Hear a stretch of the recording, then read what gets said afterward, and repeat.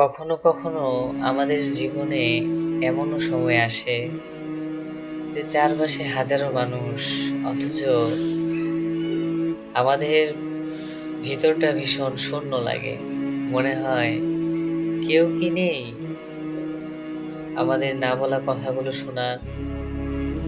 বিশ্বাস করুন, যখন আপনি কাউকেই পাশে পান না, ঠিক ওই সময়টাতে আরশের মালিক আপনার সব থেকে কাছে চলে আসেন। আপনি কান্না করছেন, তিনি আপনার কান্না দেখছেন। আপনি ভেঙে পড়েছেন, তিনি আপনাকে পরম যত্নে আগলে রাখছেন। দুনিয়ার মানুষ আপনাকে স্বার্থ দিয়ে চেনে, কিন্তু আল্লাহ তাআলা আপনাকে ভালোবাসা দিয়ে চেনেন। তাই মন খারাপের রাতে আপনি আয়নায় না দাঁড়িয়ে বরং জায়নামাজে গিয়ে আপনার রবের সামনে দাঁড়ান। ইনশাল্লাহ দেখবেন শান্তি কাকে বলে।